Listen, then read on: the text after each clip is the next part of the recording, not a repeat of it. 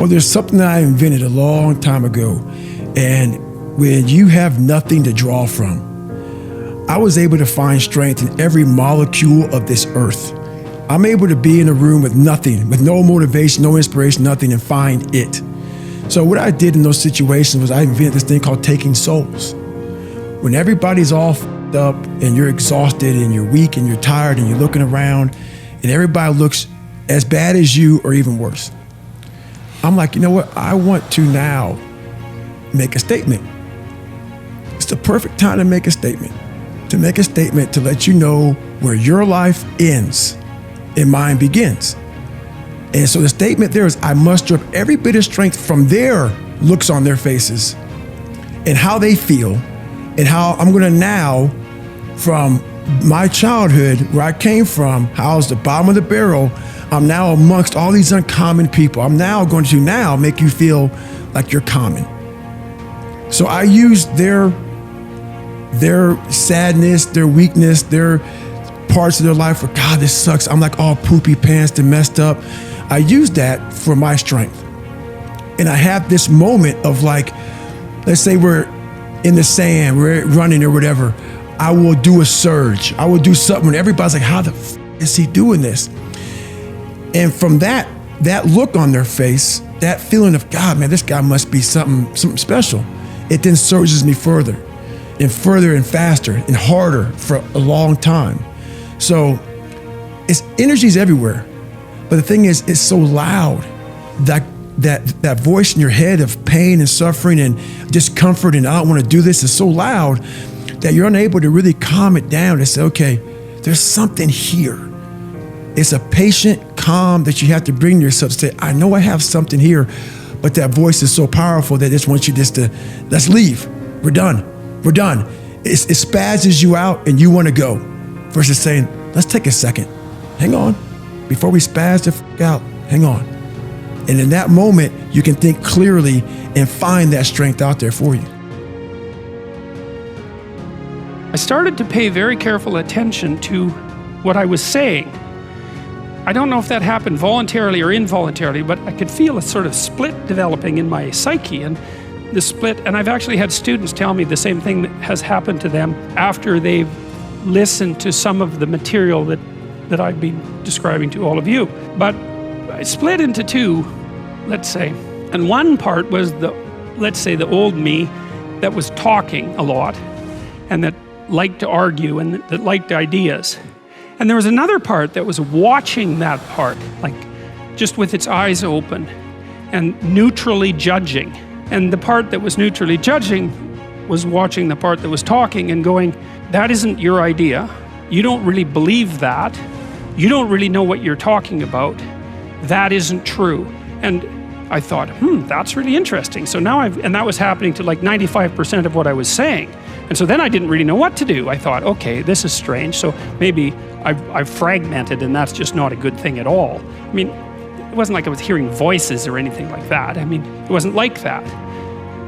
It was, well, people have multiple parts. So then I had this weird conundrum. It was like, well, which of these two things are me?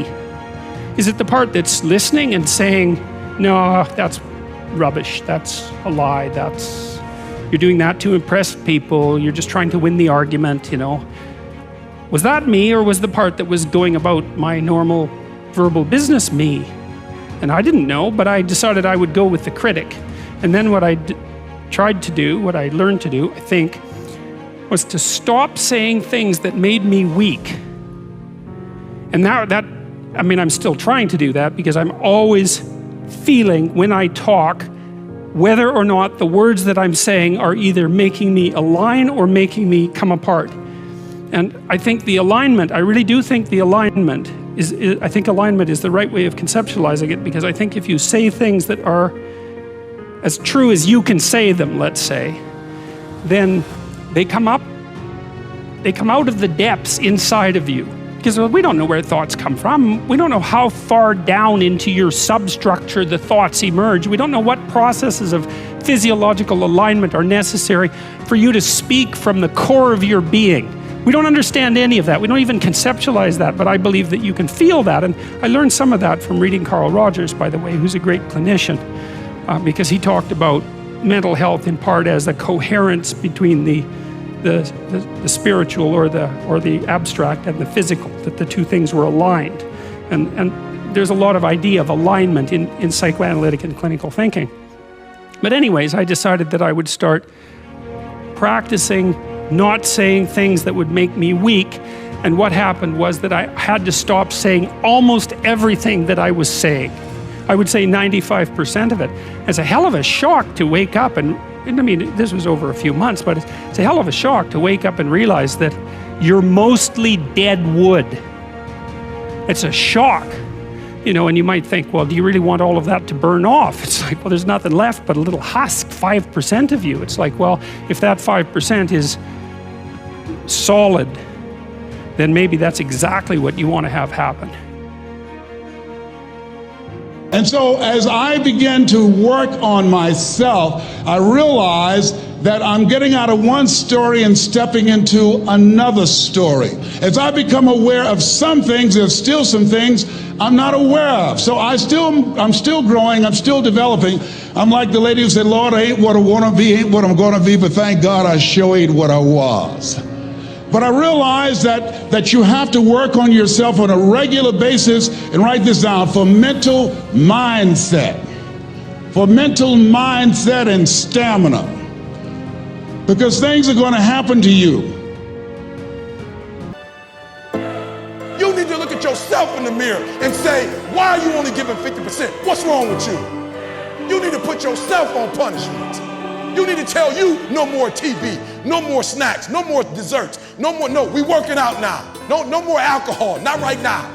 No, I can't handle it right now. You need to tell you that you owe you something. Stop going back to, you keep going to the mall with the receipt. This is what y'all said it was. Glenn, you didn't do what you said you was gonna do. Well, you didn't do what you were supposed to do, so how am I gonna do what I'm supposed to do for you? You walk out of this room, you owe yourself. I didn't get here making excuses. So what my father was in my life? The truth of the matter is, he ain't never come into my life. So what, I'm gonna wait for the rest of my life for my man to come? He ain't coming. I live in America. I'm an African-American male. They don't treat us the same. It's something called racism. I ain't gonna cry about it. It's probably gonna be racism to the day I die, but I'm not gonna cry about it. I'm still gonna be a millionaire. I'm still gonna be one of the top motivational speakers in the world. No, I didn't grow up on that side of the town. No, my mama don't have no network. No, I don't know a whole lot of people. No, I'm not at a country club. No, I don't play golf, and I don't plan on playing no time soon. But I'm still gonna be successful. I'm still gonna get to where they are. Why? Because I owe it to myself. And can't nobody stop me but me. You need to get rid of them excuses. You need to stop pointing fingers at people. And you need to start pointing fingers at yourself. What did you not do? You have to give it everything you got. No more TV, no more parties, no more playing. If you don't have a 4.0, I'm about to get busy now. I want you to have a countdown of your own and say when the countdown is over, we're the real, watch me, because when I was homeless, I knew something was wrong. I knew that wasn't the best of me. And one day I said, will the real Eric Thomas please stand up? Will the real Eric Thomas please stand up? Stop being this high school dropout. Stop giving up. Stop sleeping on the street. Stop walking up and down Finkel Avenue like you ain't got nothing, and get your GED. Stop being afraid to take a test. Stop being afraid to go to college because your daddy didn't go and your mama didn't go. Stop being afraid and be the best Eric Thomas you can be. But listen to me, it's going to be hard. It took me 12 years to get a 4-year degree, but I got it. And guess what? On a degree, it don't have dates. But I'm exactly where I wanted to be because I realized I got to commit my very being to this thing. I gotta breathe it, I gotta eat it, I gotta sleep it. And until you get there, you'll never be successful in life. But once you get there, I guarantee you, the world is yours. So work hard and you can have whatever it is you want.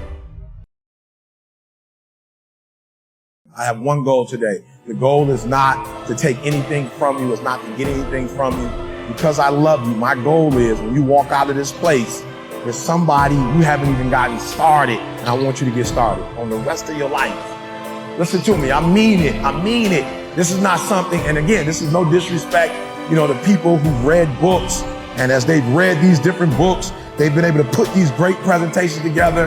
People who've gone to conferences have been able to take great notes. and like put a program together. And there's nothing wrong with that, guys. But you're looking at somebody who, I didn't read a book. I didn't get this from a book. I didn't get this from a conference. This is literally from being homeless. This is literally from sleeping in abandoned buildings.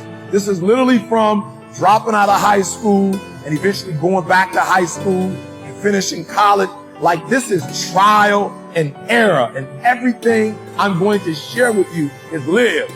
Nothing read, no conferences, from the bottom to the top. And what I'm hoping to accomplish when I leave is somebody who's not really gotten started with the rest of your life. You're like, E.T., I'm walking out of here next level, right?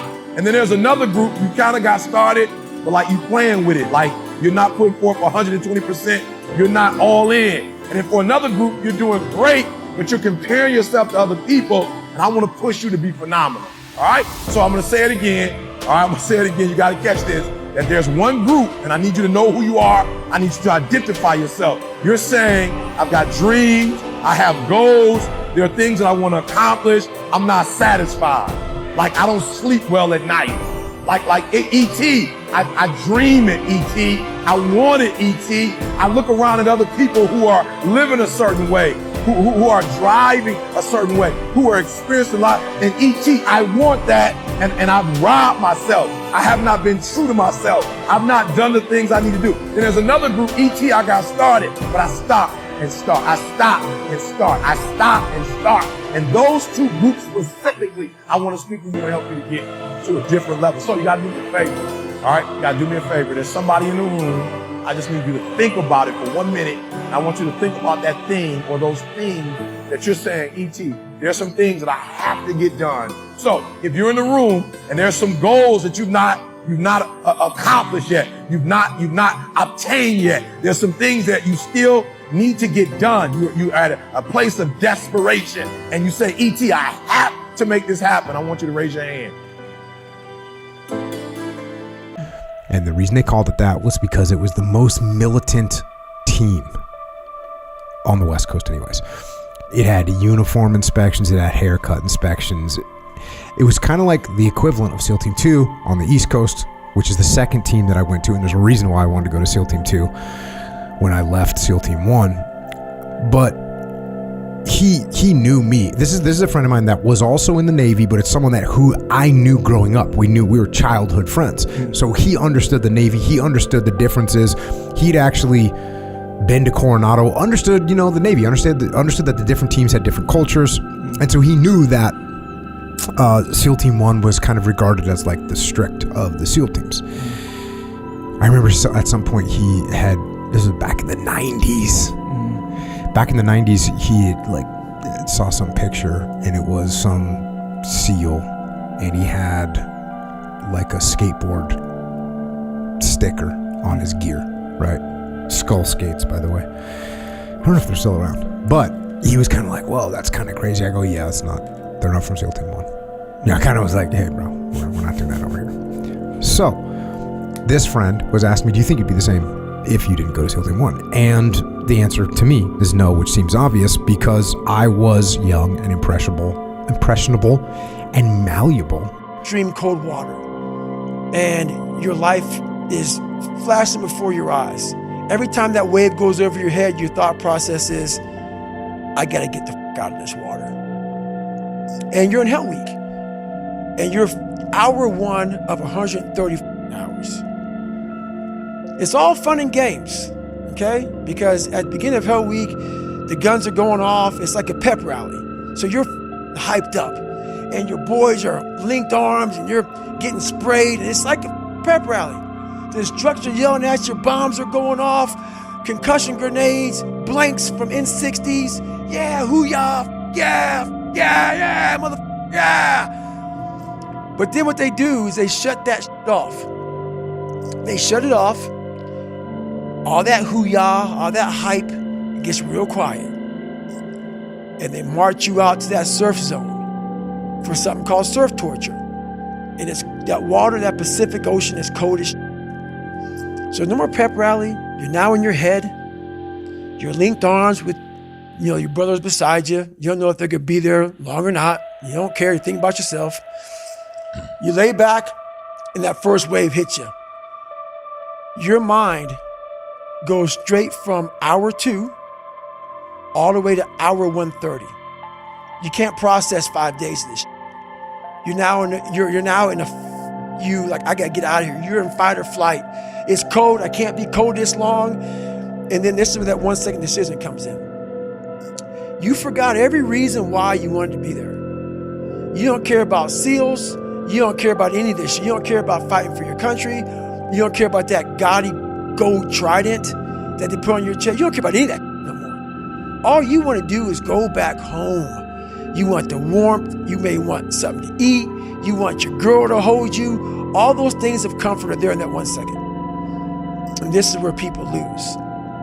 So what I do in that 1 second, because we all think about quitting, it's hard. But what you have to do in that 1 second is hard to process information during pain. Because that pain takes over and you can't think rationally. You're thinking about fight or flight, save yourself. I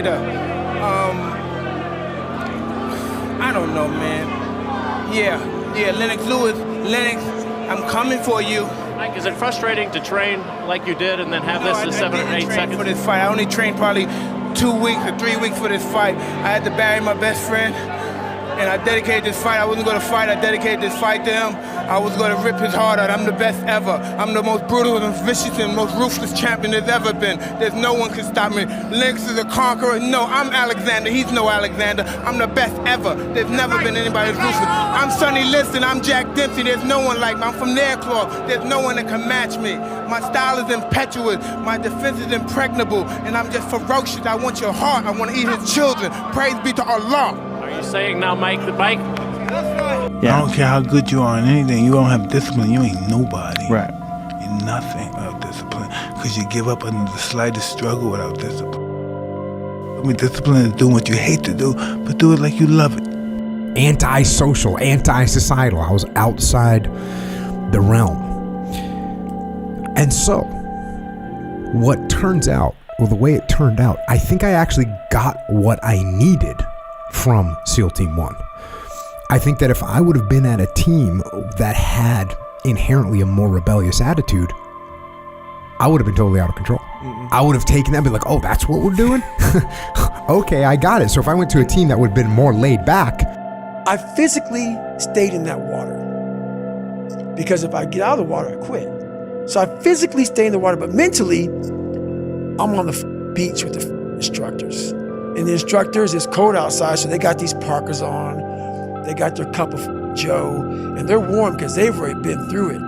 So now it's your turn to go through it. So mentally, I get back with them. I'm still in the water physically, but mentally, I'm back with them. I'm chilling. I got my parka on, and now I'm thinking logically because I'm warm now. Mentally, I'm warm. I've taken that 1 second. Let's not quit yet, guys. Let's think about your options. Pain is temporary. It may last for a minute or an hour or a day or even a year, but eventually it will subside and something else will take its place. If I quit, however, it will last forever. Some of you in the room right now, you are where you are. You're giving 60% when you have 120 in you. Why? Because you've never made a decision. We all have 24 hours. All right, what makes some of us average, makes some of us good, some of us great, is not the family you was born into. Right? It has nothing to do with that. It has nothing to do with your socioeconomic status. It has everything to do with how you command your life. So if you have a bad day, which is no such thing of, it doesn't exist. You had a bad moment and you were so immature that you let that moment dictate the rest of your day. Right? And y'all not kids no more. I don't do elementary school. And some of you are grown, but you're still a child. And you brag about how you're an adult. You're only an adult because of your age. You're not an adult because you command your life. I was homeless for 2.5 years. And the problem with most of you, you never felt no pain before. Y'all spoiled. Y'all spoiled. Some of y'all spoiled. Just bottom line. Your parents have done everything for you. You never had to do nothing for yourself. You're spoiled. We're going to keep it real tonight. Some of you are spoiled brats. Every time you ever got in trouble, somebody in your house got you out of it. Every time you've done something you're not supposed to do, people say, Eric, your mother's a tyrant. You're right. She kicked me out. You're right. She's mean, but she developed a man because she put me out there and said, you're going to have to grow up. And some of you have never learned to grow up. And so every time something get hard, you quit, you call mama. I dare you to take a little pain. I dare you. I dare you not to go home. You ain't going to die. At the end of pain is success. You're not going to die because you're feeling a little pain. I'm not eating like I eat at home. That's why you're about to go to the next level, because if you keep eating like you ate at home, you will keep being a boy or a girl. It's time to become man, woman. I love my life. Y'all gotta start loving your life. And whether you make it to the league or not, you are not who you are because of the league. You are who you are because of who you are. And if you make it to the league, then the league is gonna be blessed with your presence. Are you hearing what I'm saying? Be comfortable on who you are. Be comfortable if y'all poor. If you come from a family right now that's broke, you use that to your advantage. I use that to my advantage that I was a high school dropout, that I was homeless, that I ate out of trash can. I love dealing with a dude who think because he come from money, he better than me. Let's go. Let's go. You got money, but do you got that dog? Yeah, you got money, you got privilege, but do you got that dog? Do you got that stamina? So yeah, you might have something I don't have right now, but if I work hard, I can have what you have. You can make your dreams become a reality, right? Your destiny. You can have whatever you want. I know, I keep telling you that.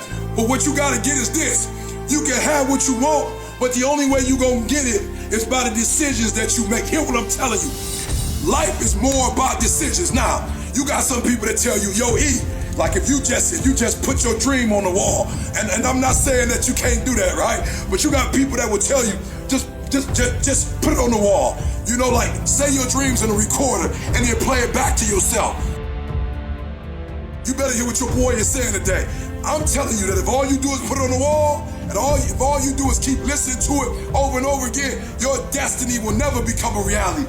But I'm here to tell you that if your dreams will become a reality, every decision you make, the decisions you make on Monday, the decisions you make on Tuesday, the decisions you make on Wednesday, if you decide to hit the snooze button, what you're doing is, that's right, you 10 minutes away from your goal now. You just went backwards, boo. So whatever your goals are, whatever your dreams are, whatever your destiny is, your decisions have to be in alignment with them. Hear what I'm saying? E.T. don't drink, E.T. don't smoke. I've never drank, I've never smoked a day in my life, and I grew up around weed. I grew up around alcohol. But guess what? That's not what your boy E.T. does. Why? Because that's not a part of my vision. Now, I'm just gonna be real before I give you my last one. I just gotta keep it real. I was at one time, school crap, Mark Twain. I was hanging out with a group of dudes, right? So that's why I'm saying, finish the year out strong. Because if you finish it out strong, I don't care if you get started today. I don't care if you start losing weight today. I don't care if you start taking school serious today. I don't care if you start that business today. Like, I don't care if you start your record company today. I don't care that we only got 11 days left. What I'm trying to tell you is this. You got a better chance of doing it in January if you do something now. It's called momentum. Want people to support you. Once you've already won, people are like, he's amazing, he's so good. But like, that's the time when you need it the least. And so you always have to be the person who roots for you before everyone else does.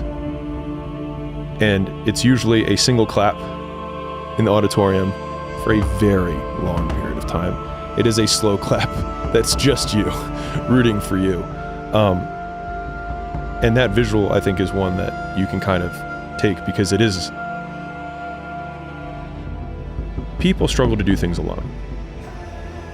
And the path of the exceptional person is one of an exception, which means that you are not with other people. And rather than fighting that or bemoaning it, see it as an indicator to improve. You don't set them a bar that's so high that it's impossible for them to attain it. You take a look at the kid and you think, okay, this kid's got this range of skill. Here's a challenge we can throw at him or her that exceeds their current level of skill, but gives them a reasonable probability of success. And so, like, I'm saying it tongue-in-cheek to some degree, you know, it's like, but I'm doing it as an aid to humility. It's like, well, I don't know how to start improving my life. Someone might say that. And I would say, well, you're not aiming low enough.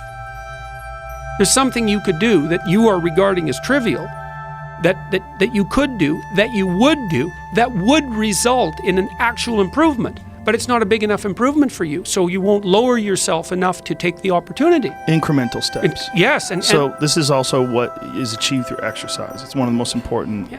Well, what do you do when you go and lift weights? Yeah. You don't go and, like, if you haven't Right, bench of pressed before, you don't put 400 pounds on the damn bar and drop the bar through your skull. You know, if every time someone asks you a question, you try to say the right answer, your entire life is a test.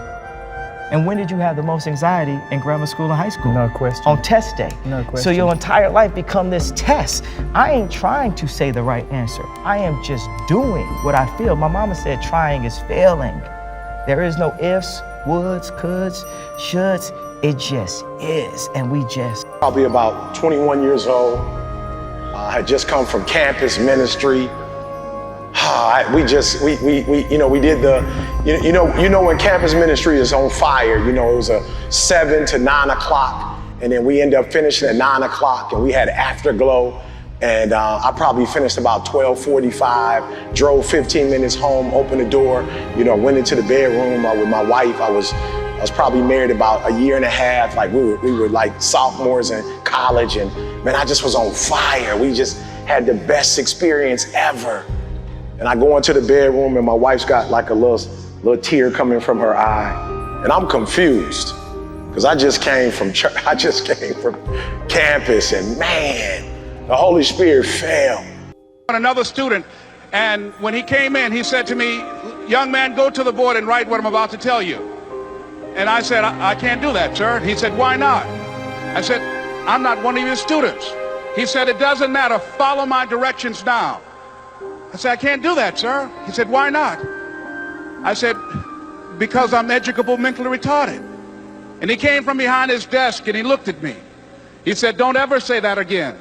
Someone's opinion of you does not have to become your reality." There is a way out, that there is a way to do more, to get more, to obtain more. But I personally don't want to lose all that I've been able to get. So I need to make sure that I do everything to keep it. So I can't be content. So there is an understanding, but I refuse to click on the switch of that enabled me to begin to dream, as Dexter has been doing for you. And ladies and gentlemen, I started working on my dream. And most people don't work on their dreams. Why? For many years I didn't. One is because of fear. The fear of failure. What if things don't work out? And the fear of success. What if they do and I can't handle it? The other thing is that most people, ladies and gentlemen, they get comfortable.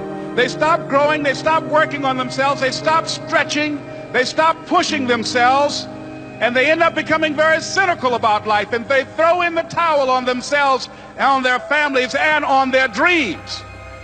And the other thing is that most people don't feel worthy. What I'm doing now, I could have been doing years ago. But because I did not have a college education, because I didn't believe in myself, because I allowed other people's opinion of me to control my destiny, I didn't act on my ideas. So I applaud you for your dreaming. Hey, man. Yeah. We're all writing a book. What's your book look like? What does your fucking book look like? Like your life is a book. You got a bunch of chapters in your book, but when they close that book, how good was the book? How good was your book? What was the ending to your book? If the ending to my book can be so amazing because of all that was done.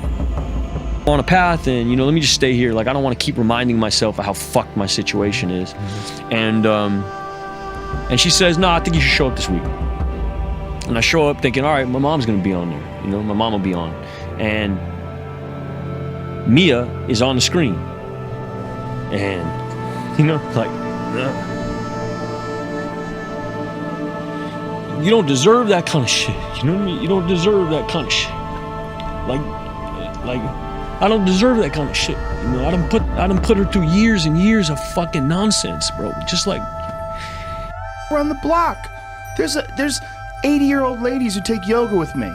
They're fucking really old, and they're in there. They're going after it. They could easily say, I don't have the energy to do that. But they don't. It's a mental attitude. They make it themselves. You don't have to go to a CrossFit class and try to do the workout of the day. You don't have to go nuts and do clean and presses with 150 pounds. You don't have to do that, but you have to do something. Just get your blood moving. Your body has requirements. It wants to move. It really does. And when it does, you feel better. But people like to give themselves this excuse. I do not have the energy to do this. Whatever. If you decide that, that's true. But if you watch a motivational video, there's 100 of them on YouTube, thousands even. Go watch one, you'll get fired up. You're like, fuck it, I'm gonna jump some rope. You jump some rope, you do something. Just do some push-ups, do something, do some bodyweight squats. You'll feel better. But it's also like learning that and having that as a part of your daily life. And tell you about all this, and regardless of how many people get on there and they make a month of men's mental health awareness month or whatever it is, life's hard. And sometimes we don't need men's mental health awareness month. Is that what they call it? We need men's grow a set month. I'm going to see what happens when I decide that I am qualified. What happens when I decide for myself that I'm going to do something different? You know, one thing, Jocko Willink was in here last week, and one thing that's really been pressing with me that we discussed is staying motivated. And I have been finding myself more motivated, even when I do not feel like doing something, to do it. Keep moving forward. That's how winning is done. Now, if you know what you're worth, now go out and get what you're worth. But you gotta be willing to take the hits and not pointing fingers saying you ain't where you wanna be because of him or her or anybody. Cowards do that, and that ain't you. You're better than that. A feeling like you're a victim. You are not. Get over it and get on with it. The sooner that we become less impressed with our life, with our accomplishments, with our career, with whatever that prospect is in front of us, the sooner we become less impressed and more involved with that and these things. Afraid to fail. There's an old IQ test, was 9 dots, and you had to draw 5 lines with a pencil within these 9 dots without lifting the pencil. The only way to do it was to go outside the box. So don't be afraid to go outside the box. Don't be afraid to think outside the box. Don't be afraid to fail big, to dream big. But remember, dreams without goals are just dreams, and they ultimately fuel disappointment. So have dreams, but have goals. Every day, for years and years and years and years and years. As time went on, Tony come to realize is that the goal that he set out initially of becoming the greatest of all time, fickle one. And when he realized that the most important thing in life is how your career moves and touches those around you. Bench press, I couldn't wait to do another 2,000 reps of sit-ups. I couldn't wait for the next exercise, for the next half hour of posing and all the kind of things that you have to do to be a champion. I felt so great knowing where I was going, and I tell you, it worked. I mean, think about it. And at the end, I was just not visualizing just my exercise, but I was really lifting the trophy over my head. That's what I was thinking about. And with the age of 20, I went to London and I won the Mr. Universe contest as the youngest Mr. Universe ever.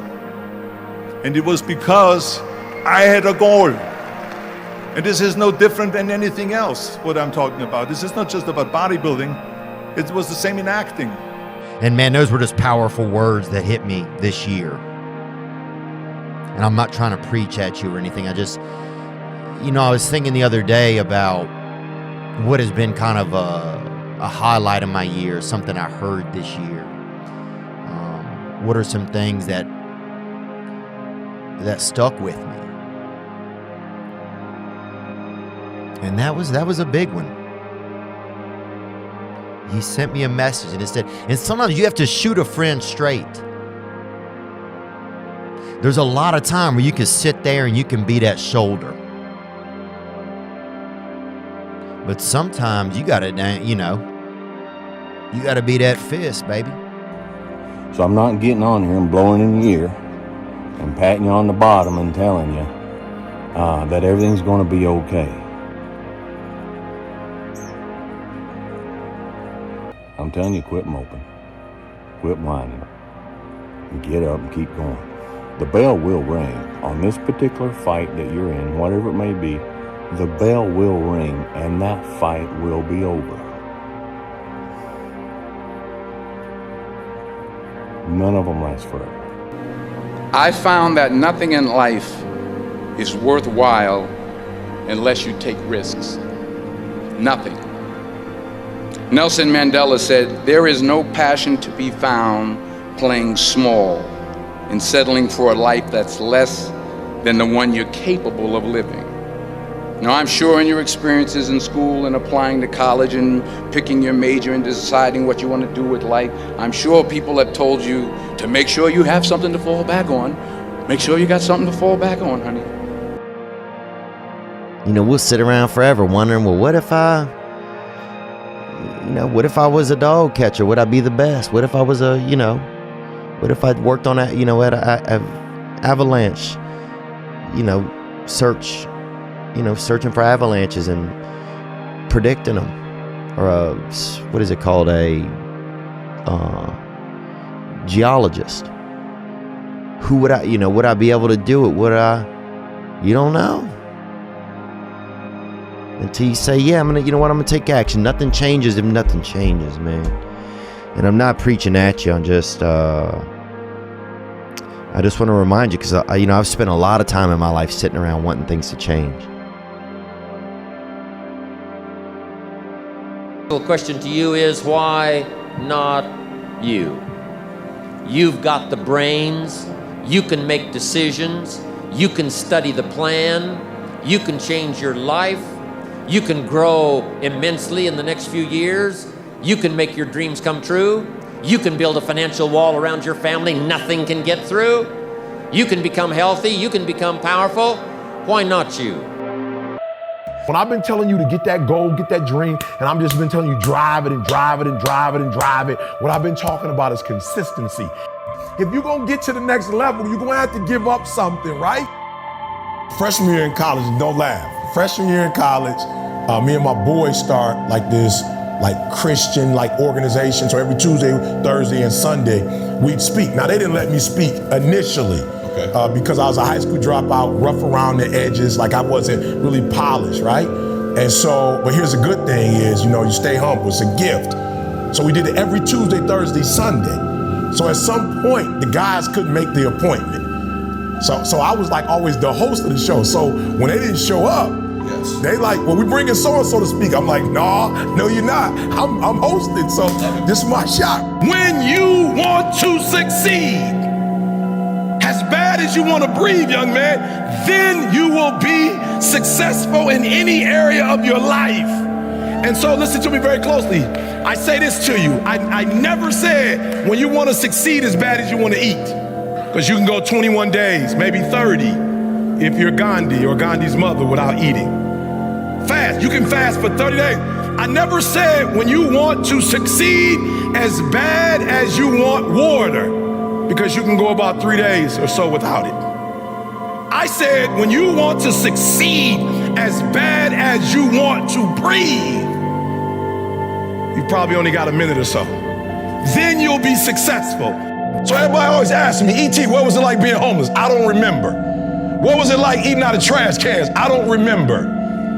I ain't on that. Let me tell y'all the hardest part of my life. The hardest part of my life was not being homeless. I ain't had no dreams or no goals. I didn't want nothing. Eating out of trash cans wasn't the hardest thing I've ever done. The hardest thing I ever did was get my GED, go to college, study every doggone day and still fail. That's hard. That's hard. When you writing a paper for 3-4 weeks, you turn it in and you still get a 2.0. That's hard. It's hard when you're in a library and you studying and you reading and you take the test and you get a 55. That's hard. So what I want you to understand about a breakthrough is that 90% is work, but the last 10%, that's fight. Listen to me, you don't get a breakthrough by working. You get a breakthrough when you fight. And I had to fight. I had to stay up all night. So the first thing I want you to do, for real, I need you to take care of yourself. And the way we burn out is that we put everybody else first. And then what happens is the plane is crashing. This is teachers, I love us. The plane is crashing and we're putting the oxygen tank on everybody else. Now I need you to do me a favor. Number one, when you leave today, I need you to take care of yourself, right? And I need you to know that if you don't take care of every single thing, some kind of way will be taken care of. But if you burn out, we already lost. So I'm working with the Cleveland Cavaliers. I'm talking about, I've been getting up at 3 o'clock in the morning. I'm putting videos out. I'm doing my thing. I never forget, y'all. I never forget. So I looked at the best of the best motivational speakers. And I told y'all what I saw, right? And so one time we ordered one of the top motivational speakers. We ordered some of his content. Like I'm studying my competition. My man, I'm talking about, he fire. He one of the best of the best. But I called my man. I wanted to get one of his DVD series, one of the CDs. How long do you think it took for me to pay for it? And then how long you think it took to come? How long? Well, don't say forever. Give me a time frame. A month. Yep, 3 weeks to a month. I got him. I'm gonna go on YouTube and give my stuff away. Because guess what? If you're going through a divorce, you ain't got 3 weeks to wait on no doggone video. If your mama got cancer or you got cancer, you ain't got 3 weeks to a month to wait for your video. So I'm saying they better than me, but they will not outwork me. I will get up every day and put some on. Anybody ever been on YouTube and you saw some of my stuff on YouTube? Just raise your hand, you ever saw my stuff? Did you see my stuff come on at 10 o'clock in the morning? 3 o'clock in the doggone morning. I'm doing it every day at 3 o'clock in the morning. I'm telling y'all, the breakthrough, I'm gonna break these boys. Why? Because where they come from, they couldn't get up at 3 o'clock in the morning if they wanted to. They smarter than me. They come from privilege. They got the language, they got the code, they got the rules, they grew up in it, but they will not get up earlier than me. They will not put out more content than me. Beast mode, 1, 2, 3, beast mode, 1, 2, 3, beast mode, 1, 2, 3, beast mode. I beast mode my way to number one. And I think because some of my anxiety has gone away from once I got in the AA program, or I started finding recovery for myself or seeking out forms to make myself feel better. But dude, I had anxiousness as a child. I had anxiety. And I think part of the reason I had so much anxiety as a child was because I was breastfed on A cups. My mother had them baby A's. To a full Harvard professor was, well, you know, she's not suitable to be president, but she can still be a fully tenured professor at Harvard. It's really, she can, with that publication record. I just interviewed Carol Swain. Do you know who Carol Swain is? No.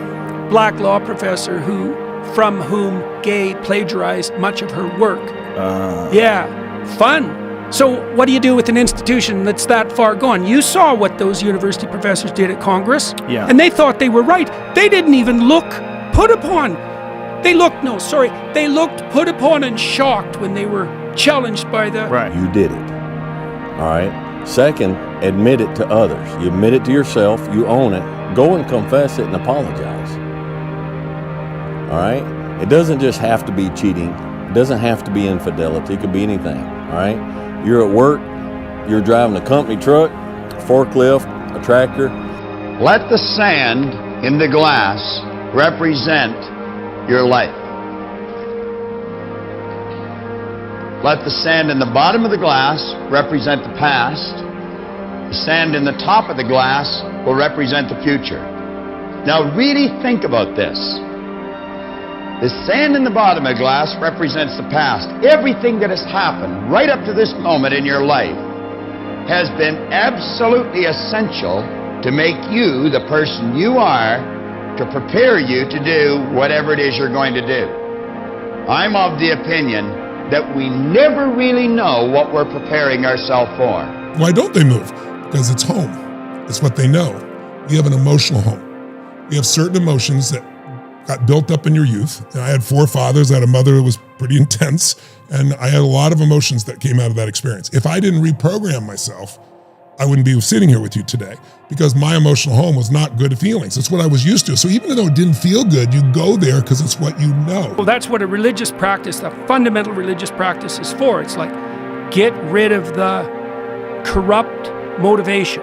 Get rid of it. Get rid of it. Pray for the salvation of your soul, that you're aiming right, because your aim is going to determine the content of your thoughts. And that is how it works technically. That's how it works neuropsychologically. Your thoughts are the handmaiden of your aim. They scheduled it. When this thing with my dad came up, I don't like to break schedules. So when my dad passed away, and I drove down the day before the funeral and recorded that podcast with someone who has all the technology, and then drove back up for the funeral. And won't be doing that anymore. Not saying I won't be doing podcasts, but I've just been running too hard. We got to get this school moved out to Wyoming by the end of this month.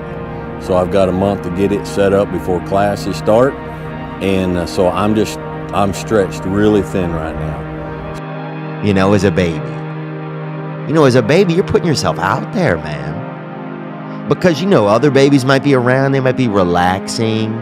Maybe the dog is in the room, maybe your dad's in the room or a sibling. And you're gonna just try, it's not like you're waiting by a microwave, you're sucking on that heater when you're breastfeeding as a baby. You know what I'm saying? You just putting your face and just taking all the chances. And that's exposing yourself. Because if you never learned the vacuum law of prosperity, boy, I'm going to tell you, she locked into it. She got up and took the drapes down. Dawn was yelling, we haven't got any money to buy new ones. And I said, it won't be long until you have new ones there, Marg. You'll get sick of living in a fishbowl. She didn't listen to Dawn. The drapes were gone. I said, give them away. I went over one day and there was beautiful new shears and new drapes on the window. She was so happy, and every time she looked at them, she felt good. I know the art of fight. I know the art of war. That's all I ever studied. That's why I'm so feared. That's why they feared me when I was in the ring, because I was an annihilator. That's all I was born for. Now those days are gone. It's empty. I'm nothing. I'm working on feeling the art of humbleness. Can you believe in me? That's the reason why I'm crying, because I'm not that person no more. And I miss them. Because sometimes I feel like a bitch. Because I don't want that person to come out, because if he comes out, hell is coming with him. It's so funny at this point in my life and being, kind of middle-aged and all that. Well, I know I'm going to fly around the world and I'm going to sell some soap. And I know I have a new project, and I know I've just retired my jersey on this 12-year journey I've been on. And how do I want to start? And it came up, how would you like it? I go, yes, that's exactly what I'm going to do. I'm going to go have the Joe Rogan experience and kick off this year and this season and this new chapter by doing what I love, which is an interview as we're looking at each other, and there's a give and take. What has not worked? Let's look at where we want to go. What is it that we want to produce? What is it that we want to create for our young people? And as we think about that, start experimenting with different methods and techniques to create and to produce that. And begin to believe that it's possible through our commitment, through our vision, through our determination. No excuses, no blame, except for yourself. You did it. All right? Second, admit it to others. You admit it to yourself, you own it, go and confess it and apologize. All right? It doesn't just have to be cheating. It doesn't have to be infidelity. It could be anything. All right? Look you in the eyes, and I'm going to tell you the future. You were cut from your high school basketball team. You willed your way to the NBA. You're gonna win championships.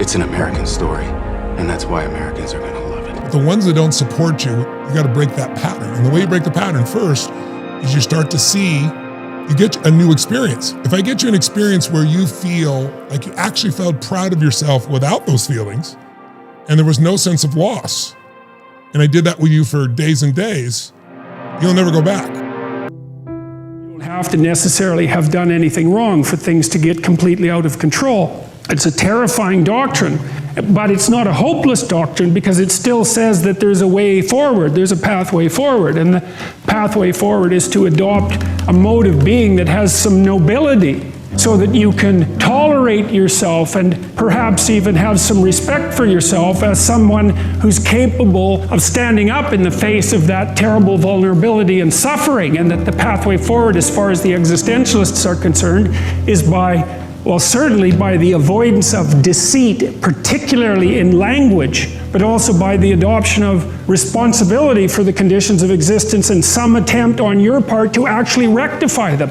And the thing that's so interesting about that is, well, two, as far as I'm concerned, and some of this is from clinical experience. You know, if you take people, and I've told you this, and you expose them voluntarily to things that they are avoiding and are afraid of, you know, that they know they need to overcome in order to meet their goals, their self-defined goals. If you can teach people to stand up in the face of the things they're afraid of, they get stronger. And you don't know what the upper limits to that are, because you might ask yourself, like, if for 10 years, if you didn't avoid doing what you knew you needed to do, by your own definitions, right, within the value structure that you've created to the degree that you've done that, what would you be like? Well, you know, there are remarkable people who come into the world from time to time, and there are people who do find out over decades-long periods what they could be like if they were who they were, if they spoke their being forward.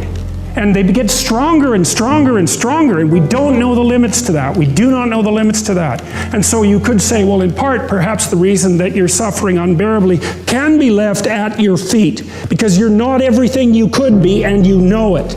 And of course, that's a terrible thing to admit, and it's a terrible thing to consider, but there's real promise in it, right? Because it means that perhaps there's another way that you could look at the world, and another way that you could act in the world. So what it would reflect back to you would be much better than what it reflects back to you now. My experience is with people that we're probably running at about 51% of our capacity. I mean, you can think about this yourselves. I often ask undergraduates how many hours a day you waste, or how many hours a week you waste. And the classic answer is something like 4 to 6 hours a day. You know, inefficient studying, watching things on YouTube that not only do you not want to watch, that you don't even care about, that make you feel horrible about watching after you're done. That's probably 4 hours right there. You know, and you think, well, that's 25 hours a week, it's 100 hours a month, that's 2.5 full work weeks, it's half a year of work weeks per year. And if your time is worth $20 an hour, which is a radical underestimate, it's probably more like 50 if you think about it in terms of deferred wages. If you're wasting 20 hours a week, you're wasting $50,000 a year. And you are doing that right now. And it's because you're young, wasting $50,000 a year is a way bigger catastrophe than it would be for me to waste it, because I'm not going to last nearly as long. And so if your life isn't everything it could be, you could ask yourself, well, what would happen if you just stopped wasting the opportunities that are in front of you? You'd be who knows how much more efficient, 10 times more efficient, 20 times more efficient. That's the Pareto distribution. You have no idea how efficient people get. It's off the charts. Well, and if we all got our act together collectively and stopped making things worse, because that's another thing people do all the time. Not only do they not do what they should to make things better, they actively attempt to make things worse because they're spiteful or resentful or arrogant or deceitful or homicidal or genocidal, or all of those things all bundled together in an absolutely pathological package. If people stopped really, really trying just to make things worse, we have no idea how much better they would get just because of that. So there's this weird dynamic that's part of the existential system of ideas between human vulnerability, social judgment, both of which are major causes of suffering, and the failure of individuals to adopt the responsibility that they know they should adopt. It isn't merely that your fate depends on whether or not you get your act together and to what degree you decide that you're going to live out your own genuine being. It isn't only your fate, it's the fate of everyone that you're networked with. And so, you know, you think, well, there's 7 billion people in the world. We're going to peak at about 9 billion, by the way, and then it'll decline rapidly, but 7 billion people in the world, and who are you? You're just one little dust mote among that 7 billion, and so it really doesn't matter what you do or don't do, but that's simply not the case. It's the wrong model, because you're at the center of a network. You're a node in a network. Of course, that's even more true now that we have social media. You'll know 1,000 people, at least over the course of your life, and they'll know 1,000 people each, and that puts you one person away from 1 million, and 2 persons away from 1 billion. And so that's how you're connected. And the things you do, they're like dropping a stone in a pond.